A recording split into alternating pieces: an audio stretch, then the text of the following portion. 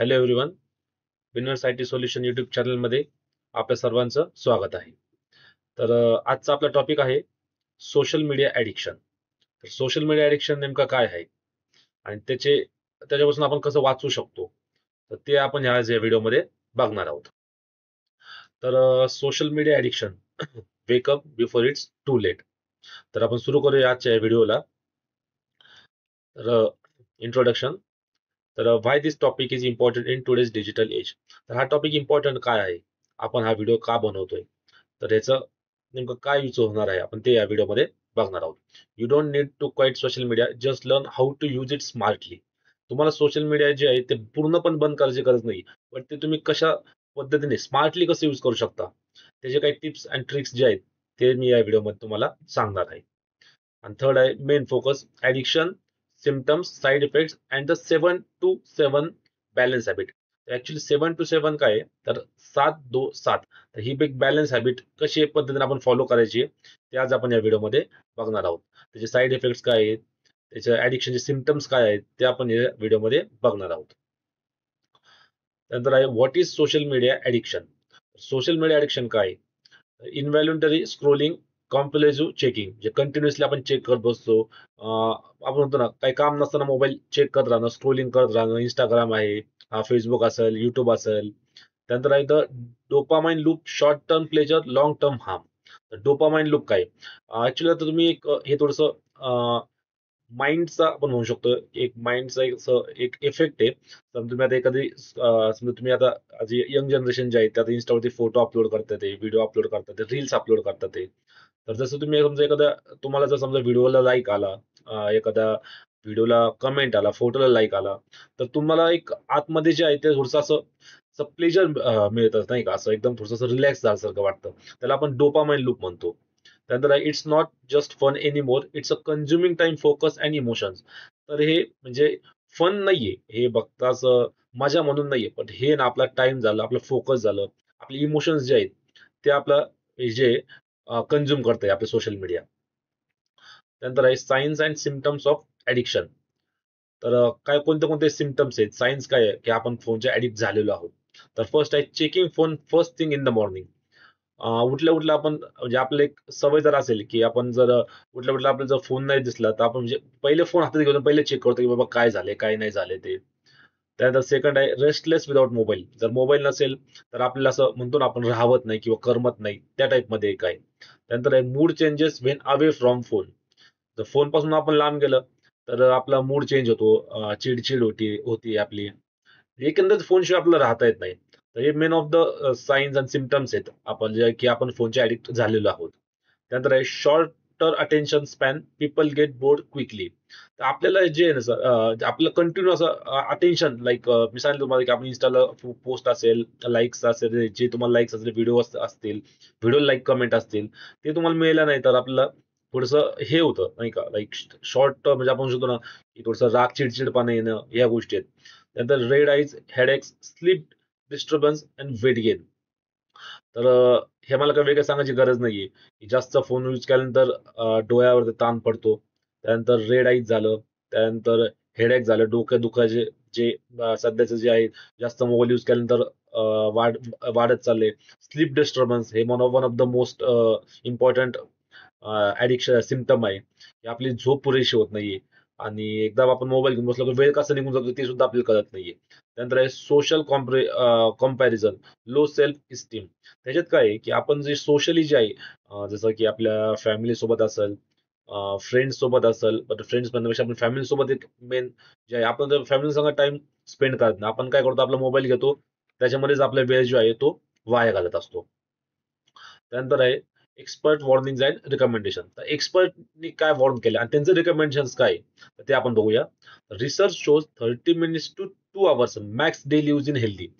30 मिनिटापासून ते 2 तासापर्यंत, हे मॅक्झिमम, दोन दोन तास तर मॅक्झिमम लिमिट आहे. त्याच्या आतमध्ये आपला जो फोन आहे तो आपण यूज केला पाहिजे, असं एक्सपर्टचं रिकमेंडेशन आहे. त्यानंतर आहे exceeding this time increase anxiety, depression and poor focus. जसं मी तुम्हाला मागच्या टॉपिक स्लाइड मध्ये पण सांगितलं, एक्सिडिंग दिस टाइम इन्क्रीज ह्यापेक्षा जास्त आपण जर मोबाईल असेल हे जर वापरला, सोशल मीडिया असेल वापरलं, तर एन्झायटी झालं, डिप्रेशन मध्ये असेल, त्यानंतर पुअर फोकस राहत नाही आपला अभ्यास करताना, स्टडी करताना किंवा बाकीचे काम करताना.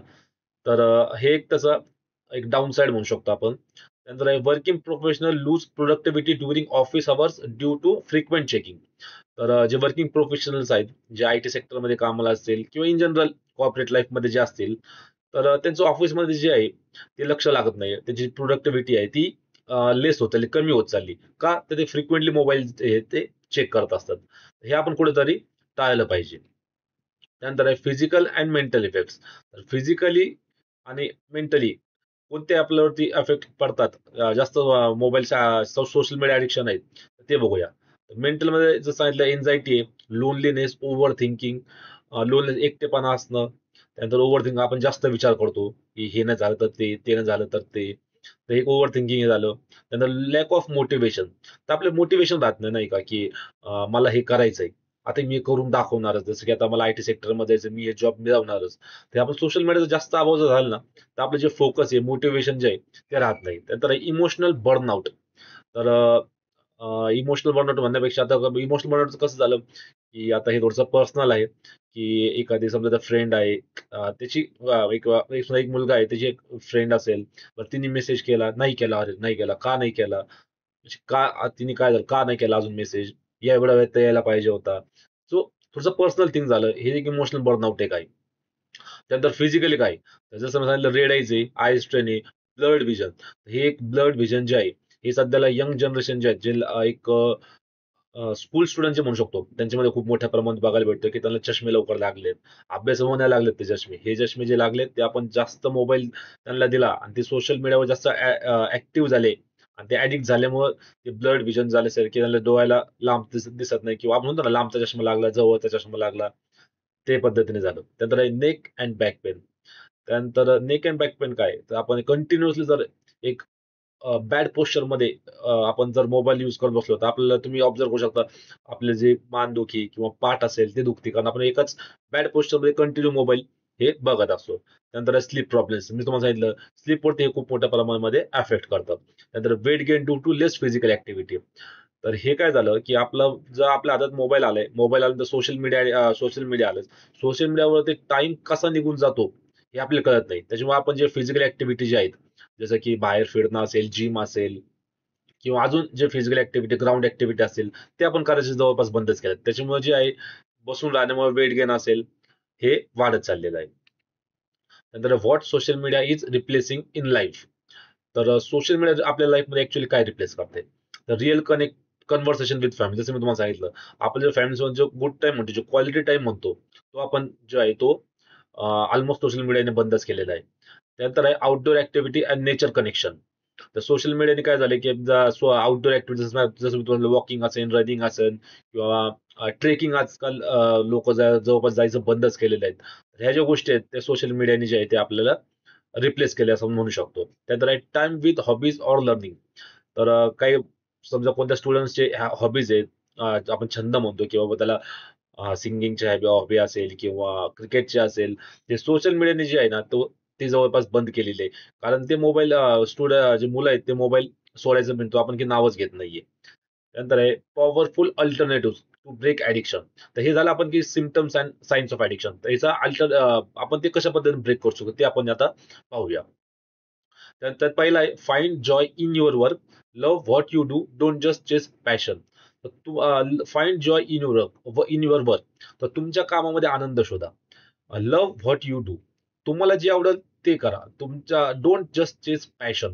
आपण म्हणतो ना, की आता एक थोडंसं हे मनी मॅटर याच्यामध्ये येतं, की पैशाच्या मागे पळू नका. तुम्हाला जे, लाईक ऑब्व्हियसली पैसे इम्पॉर्टंट तर आहेतच, बट जे त्या व्यतिरिक्त तुम्हाला जे आवडेल, जसं की क्रिकेट असेल, कोणाला बास्केटबॉल खेळायला, वैयक्तिक मला बास्केटबॉल खेळायला आवडतं, तर बास्केटबॉल खेळणं असेल, किंवा अन्य काही तुमचे गेम असतील, तर हे तुम्ही साईड बाय साईड सुरू ठेवा, नाही का. त्यानंतर आहे go into nature. A walk in a fresh air is better than scrolling. Go into nature, जसं की सांगितलं, ट्रेक करायला जा. त्यानंतर गार्डन मध्ये असेल, पार्क असतील आपल्या जवळपास, तिथं जा. अ walk in fresh air is better than scrolling.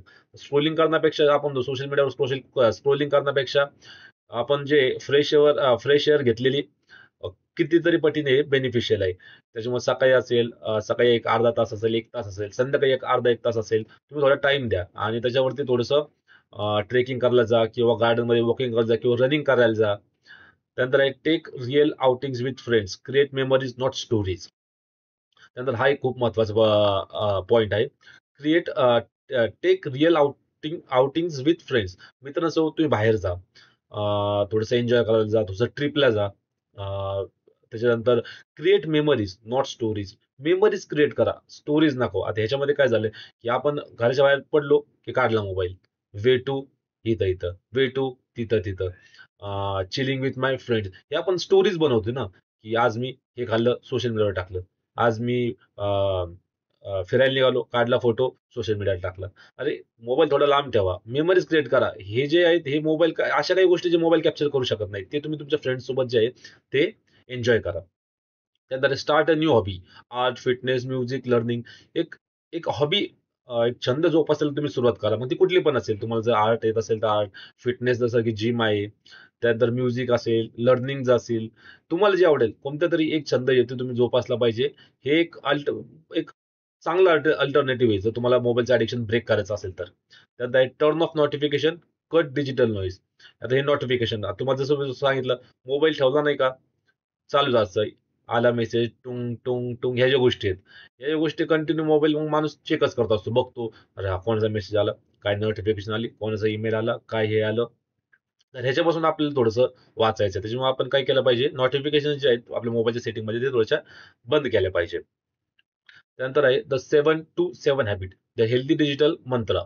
तर 7-to-7 जसं की 7-2-7 हॅबिट. ऍक्च्युली 7-2-7 हे नेमकं आहे काय? हे ऍक्च्युली हे असं आहे, use your phone only at the three fix time a day. तर फक्त दिवसातून 3 वेळा ही जो फिक्स टाइम आहे याच्यामध्ये तुम्ही तुमचा जो मोबाईल आहे हे तुम्ही चेक केला पाहिजे. त्यातला पहिला आहे सकाळी 7 वाजता, a quick check for birthdays or urgent messages. तर तुम्ही सकाळी समजा काय असेल, तुम्ही 6ला उठले असतील, 6:30ला उठले असतील, तुम्ही एक 7 वाजता तुमचा मोबाईल समजा चेक करू शकता. एक जास्त जास्त नाही, एक 2 ते 5 मिनिटासाठी. का? तो कोणाचा बर्थडे आहे, कोणाचे काय अर्जंट मेसेज आलेत का? जर तुम्ही वर्किंग प्रोफेशनल्स असतील तर तुमचे ईमेल्स असतील, आयटी सेक्टरमध्ये असतील, कॉर्पोरेटमध्ये असतील, तुमचे ईमेल्स असतील. त्यानंतर सेकंड आहे 5 to 10 minutes scrolling during break.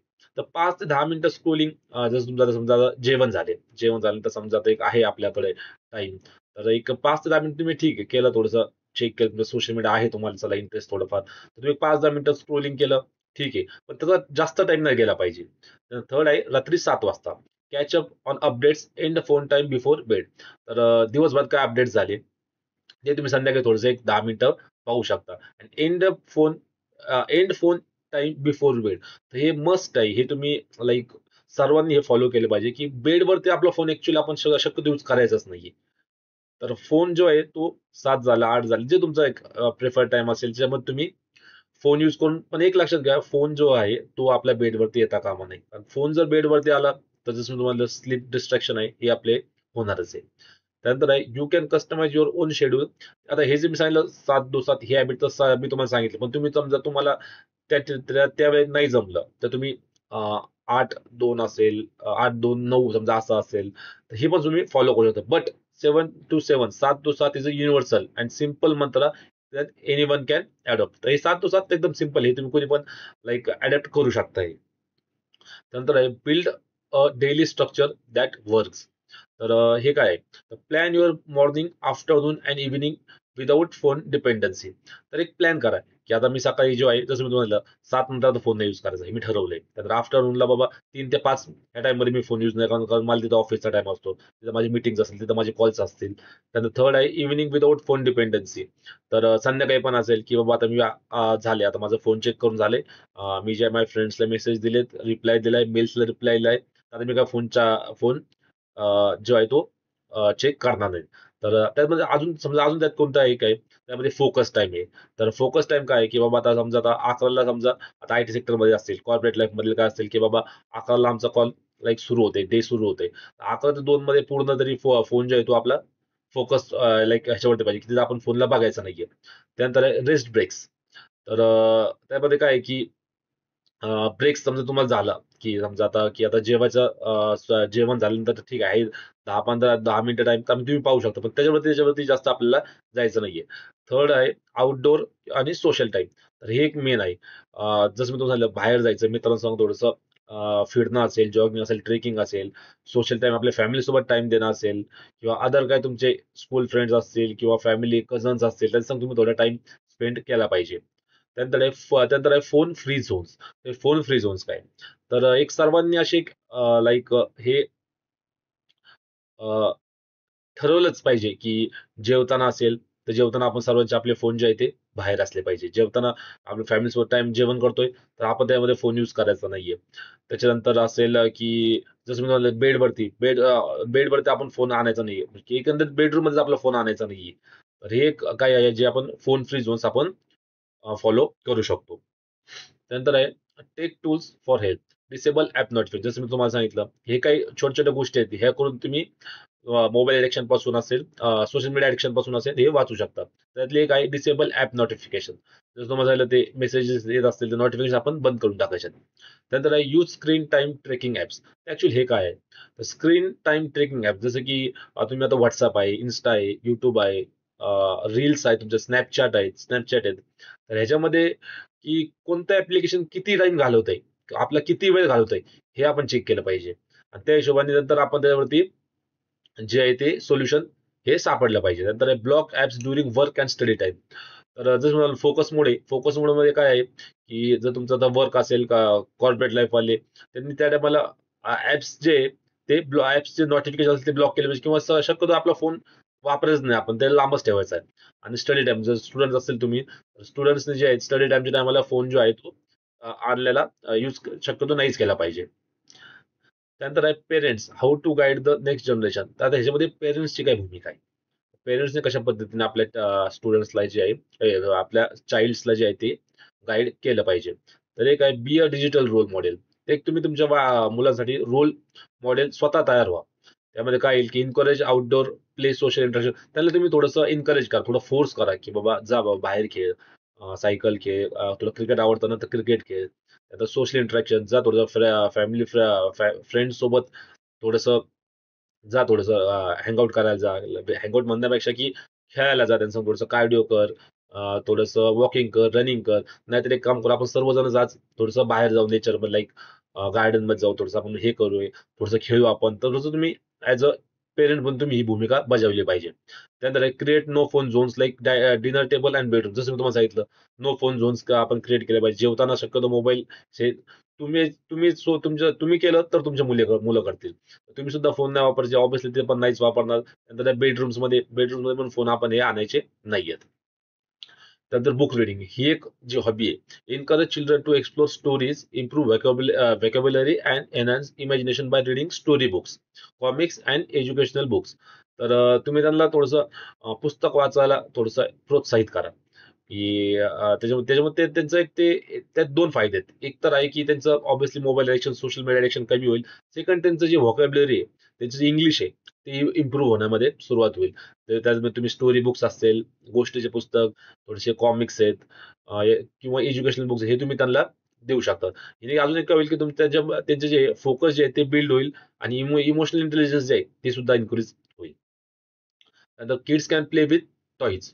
तर instead of screen, kids can play with toys, story cards, picture books और building blocks to stay creativity. तर मोबाईल देण्यापेक्षा तुम्हाला थोडेसे जे म्हणतो ना आपण, टॉईज असतील, त्याला खेळणे म्हणतो आपण, स्टोरी कार्ड्स असतील, एज्युकेशनल पिक्चर्स असतील, त्यानंतर बिल्डिंग ब्लॉक्स असतील, हे जे आपण ते त्यांना देऊ शकतो. त्यांनी काय होईल की त्यांचं ऑब्व्हियसली मोबाईल टाइम तर कमी होईलच, but these activities help children grow, learn and imagine. तर ते चांगल्या पद्धतीने घडू शकतात. आणि त्यांची जी म्हणतो ना आपण की बुद्धी जी आहे ती इन्क्रीज होईल, लाईक म्हणतो ना आपण ऍडॅप्ट करण्याची जी ही हॅबिट जी आहे ती मोठ्या प्रमाणामध्ये इन्क्रीज होईल. They are healthier and more joyful alternative to spending too much time on mobile phones. त्यानंतर आहे इंडोर गेम्स प्लेइंग. तर तुम्ही घरातल्या घरामध्ये पण काही गेम्स त्यांना लाईक खेळायला प्रोत्साहित करू शकता. त्याच्यामध्ये चेस आहे, कॅरम आहे, लुडो आहे, स्नेक्स अँड लॅडर्स, पझल्स, आपण म्हणतो सापशिडी, त्या गोष्टी तुम्ही त्यांना थोडं प्रोत्साहित करा. तुम्ही त्यांना ते गेम्स आणून द्या, की ज्यांनी ते मोबाईल ॲडिक्शन सोडून, सोशल मीडिया ॲडिक्शन सोडून तुम्ही ते इंडोर गेम्सवरती जे ते फोकस करतील. त्यानंतर आउटडोर गेम, जसं मी तुम्हाला सांगितलं, त्यांना बाहेर पाठवा. क्रिकेट असेल, बॅडमिंटन, एखाद्या त्यांना लाईक आपण आता बरेचसे अकॅडमी सुरू झालेत. क्रिकेट अकॅडमी असेल, त्यानंतर फुटबॉल अकॅडमी आहेत. तुम्ही त्यांना तिथं जॉईन करा. त्यांनी त्यांची जे आहे ते फिजिकल हेल्थ त्यांची इम्प्रूव्ह होईल. आणि सोशल स्किल्स जे आहे, ते म्हणतो ना आपण माणसामध्ये वावरण्याची जी स्किल आहे ती त्यांची इन्क्रीज होईल आणि रेड्यूस स्ट्रेस. आउटडोर गेम्सने काय होतं, की आपल्या मनातलं जे मुलांच्या मनातला जो ताण आहे तो मोठ्या प्रमाणामध्ये कमी होतो. त्यानंतर आता एक फायनल टेक अवे त्याच्यामध्ये, लाईक एक म्हणतो ना आपण शेवटचा संदेश काय आहे, social media is is a tool not a lifestyle. हे लक्षात घ्या. सोशल मीडिया जे आहे ते एक साधन आहे, ती लाईफस्टाईल नाहीये. The problem isn't using it, the problem is when it uses us. हे खूप मोठी गोष्ट आहे बघा. The problem isn't using it, problem ते वापरणं नाहीये. The problem is when it uses us. Problem हे आहे जेव्हा ते आपल्याला वापरते. ही खूप मोठी गोष्ट आहे. Let your phone serve you, don't become a servant to your phone. फोनला फोन तुमचं काम करेल, तुम्ही फोनचं काम करू नका. म्हणजे म्हणायचं काय तात्पर्य काय आहे, की तुम्ही लाईक फोनचे मालक आहात, फोनला तुमचं मालक बनवू देऊ नका. त्यानंतर you don't need to down what you love, just love what you do, and your mind won't seek constant digital escape. जसं मी तुम्हाला सांगितलं, you don't need to do what you love, just love what you do. तुम्हाला जे आवडेल ते तुम्ही करा. जे तुम्हाला लाईक जर तुम्हाला ट्रेकिंग असेल, जे फिजिकल ऍक्टिव्हिटीज असतील कामाव्यतिरिक्त, ते तुम्ही करा. नक्कीच करा. तुम्ही हे केले पाहिजे. आणि खूप मोठा जो आहे तो फरक पडतो. तर आय होप तुम्हाला हा व्हिडिओ नक्कीच हेल्पफुल वाटला असेल. थँक्यू.